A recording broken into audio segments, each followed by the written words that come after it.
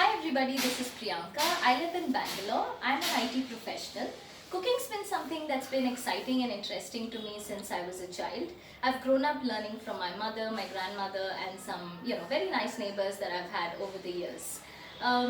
Lately, I've started to develop a lot of interest in healthy cooking and baking as well. I experiment a lot with millets, and one such thing is what I'm going to show you today. All of you would have heard the traditional recipe of the Millet Upma, which is a very common tiffin dish, if you'd like to call it, in the South Indian household. I'm going to be experimenting a little bit in that zone. Instead of rice that we're going to use in the Millet Upma, we're going to be using millets. This has also got some dal, and to make it a little more innovative, I'm also going to add vegetables. Let's get started. Let's go straight into the recipe, and I'll also give you some tips and tricks about millets and their health benefits as we progress further in this video. Let me first take you through what are the ingredients that we're going to be using in the recipe today. Okay, so let me take you through all the vegetables that we are going to be using. So you can use capsicum, and when I say capsicum, you can use the different colored capsicums. The color in the capsicum is actually a very good antioxidant, and that's the benefit of using the different colored capsicums. What I've got here is the green capsicum and the red capsicum. You could use the yellow, or you could only use green if you do not have the others. But I like using a lot of colors in my cooking, and hence I've got both the green and the red. I've also got some finely chopped carrot. I've got broccoli. I've got onion and tomato. That's what we've got from a vegetable standpoint. What I've got here is the fine rava that's made of barnyard millet and dal. Now, this is how the barnyard millet looks like. It's called samai, it's called bagar in some cases. You get these in two varieties as well. This is the polished variety. You also get an unpolished variety, so either is fine. And I've got some moong dal, and I've got some tur dal. What I've done is I've taken, so this is the quantity that I'm using here is 70 grams, which is what would suffice one adult. I use this glass to mostly measure my quantities, and I've taken 3/4 glass of the millet and 1 tablespoon each of the moong dal and the tur dal. For people who'd like this to be in grams, this is about 70 grams. You mix all of these things together, you give it a good wash and allow all the excess water to drip off, and in the mixie grind it to a coarse powder, which then looks something like this. That's what you will need. Now, going to the seasoning, things that we'd require for seasoning. This is our mustard seeds. This is the the chana dal, and this is the urad dal. I also like to use some amount of methi seeds. It's good for digestion, and it also gives a really nice flavor to the upma. And a green chili, of course, that's going to be used for seasoning again. Along with this, I'd like to use some greens. That's your curry leaves. This is the coriander leaves, some green chilies, and ginger. If you'd like your upma spicy, and people prefer it to be more spicy, you can cut the green chili into fine pieces. Some people like to eat the chili, but I don't like it coming in my mouth, so I'm going to use longish slices of the chili. And similarly with the ginger as well. Right? If you'd like it to be coming in your mouth in every bite, you could put smaller pieces, but if this is something that you'd only add for flavor and remove later, then you'd like to cut it into juliennes like this. And few other things that we have is coconut, which can be used for garnishing. Again, it's optional. If you'd like your upma to have a nice taste, then you could use the coconut. If you're not comfortable with coconut, then there's no need to use it. This is some coconut oil. Again, you can season your upma in anything. It can be ghee, it can be oil, it can be olive oil if you'd like to reduce your calories. But what I'd like to use here is coconut oil, because it gives the upma a very good flavor. And of course, water. The water is exactly double the quantity of the double the quantity of the rava, the mixture of the barnyard millet along with the dals, and of course you'll need some hing. So let's get started. I love to cook in a mud pot. That's again something that I've started doing in the recent years. It's a very healthy option, as against all the non-sticks and other devices that we use, other vessels that we use. A mud pot is a really nice way of cooking. You get a lot of these in the market these days, and people who are looking at going to the healthy options should probably invest in one like this. And this has also got a lid which is going to ensure that my upma is going to cook easily as I keep it closed. You could also use a pressure cooker to do this, but I'd like to do it this way because I like my upma to be nice and separate from each other versus becoming like a halwa. But if you'd like the more watery consistency, then you could use a cooker as well. But I'm going to show you how to make this today in a mud pot. So let's get started. We're going to turn on the gas.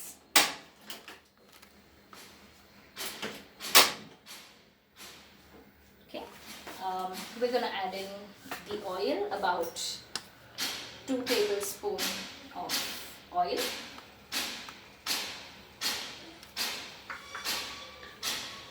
Wait for the oil to heat up a little bit.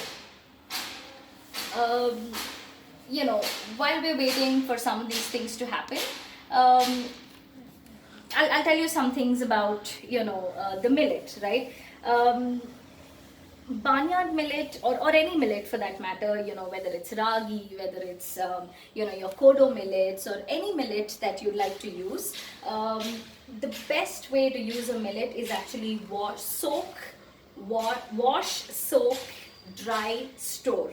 Right? Millets, contrary to the belief that millets are good for health, yeah, and yes, of course it is, it's also heavy on your gut. So if you'd like your millets to not trouble your digestive system, and you'd like it to go well with your stomach and digest well and reap all its benefits, it's cumbersome, but this is something I follow and that I've learned over the years through the different forums and stuff that I am a part of. Is the best way to use millets is you get it from the shop, soak it overnight along with a teaspoon of lemon juice. The next day morning, drain it and dry it out on a cloth and store it. This will ensure that your millets give you maximum benefit when you consume them without causing any disturbance to your gut, right? So, okay, the coconut oil is smelling really nice and we know now that it's hot. What I'm adding is the mustard seeds, the methi, ideally we'll wait for the mustard seeds to splutter, but I've just added in everything because my oil is now really hot. I've added the mustard seeds, I've added the methi, the tuar dal and the urad dal, all of which I'm using as seasoning. I'm also going to add the one red chili. Always break the red chili and add it so it'll give you the flavor.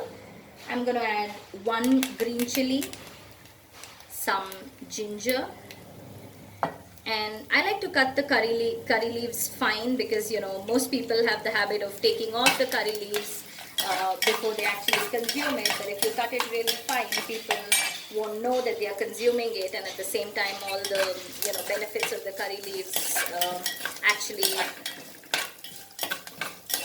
come through, right? So that's what I've added. I'm next going to add the onions alone. And let's saute it.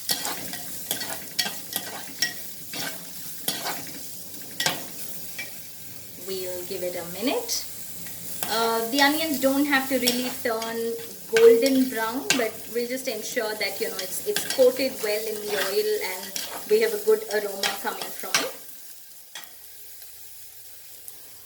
We are then going to add our carrots. I'm adding some broccoli as well.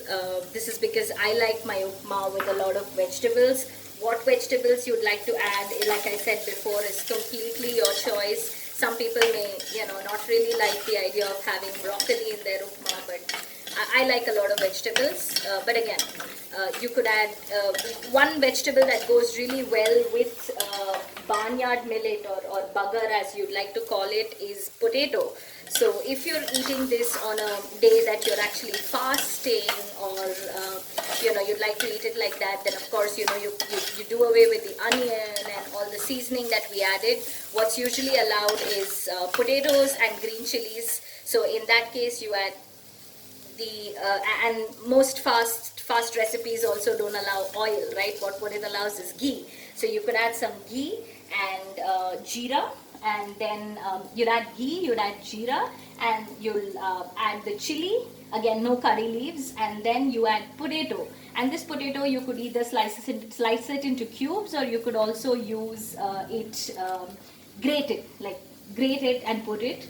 And that's the only thing that's allowed if you're making this on a day that you're fasting, right? But I like to, but this is not really a fast recipe, and this is something that, is a one-pot dish that everybody can consume for breakfast. Some people like to even have it for dinner, but so that's why I'm making it with a lot of vegetables here. So we'll allow the vegetables to saute for 2-3 minutes, and in the end, we're going to add tomatoes.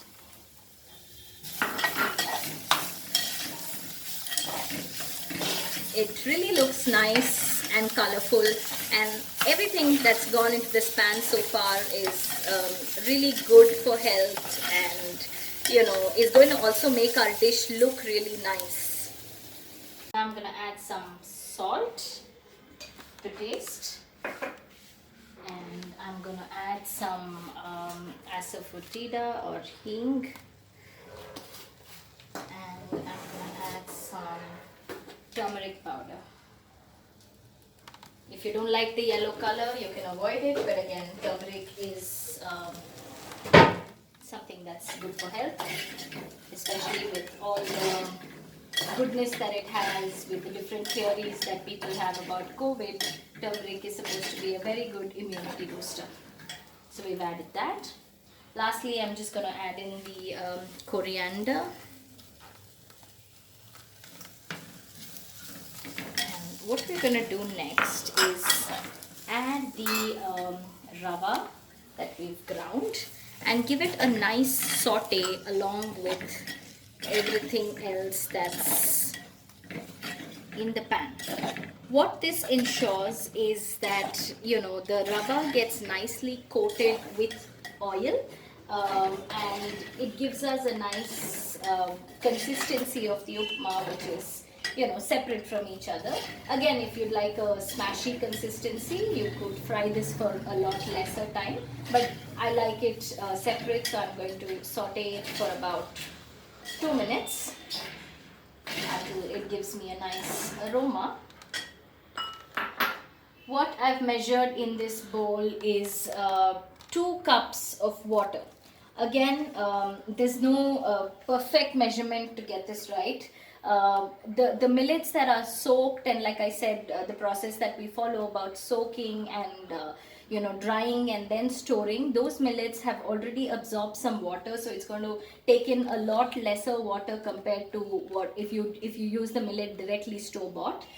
So what I've done here is I've got so my millet measured 1 cup in this, so I've taken 1.5 cups of water. But if you're using the millet which is directly store bought, then you could use 2 cups of water. I'm gonna wait for this to saute for a minute.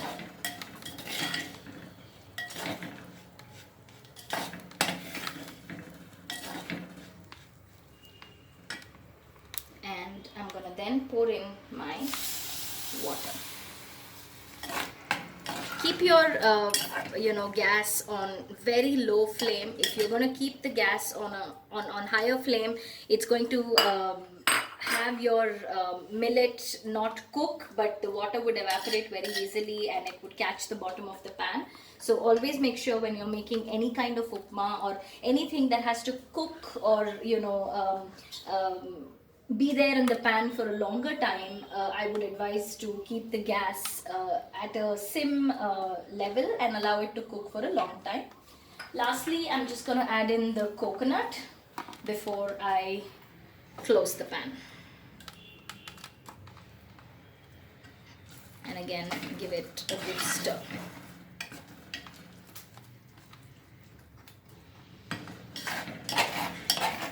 It's a mud pot, so it's going to, obviously catch the bottom of the pan much more than if you did it in a non-stick, but it will come off beautifully. There's nothing to worry about it. In the end, it's going to come off beautifully, and whatever remains in the base of the pan is going to taste, really nice if somebody is used to eating the scrapes off the pan, right? I'm going to close this and allow it to cook for about 5 minutes. Okay, I think we are done now. This is what it looks like. I've given it a nice stir. Right, I'm going to now switch off the gas. And what I've got here is, this is if you'd like to present your food. What I've got here is a nice glass bowl which is just coated with some ghee. I'm going to put this ready upma into this.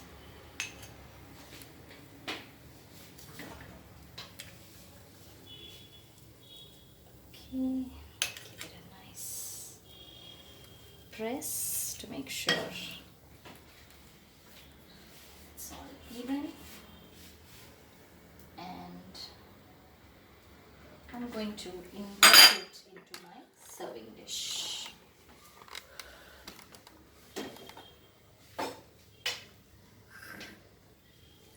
So that's the end product. You could add some more, you could add some more coconut or some more coriander into it.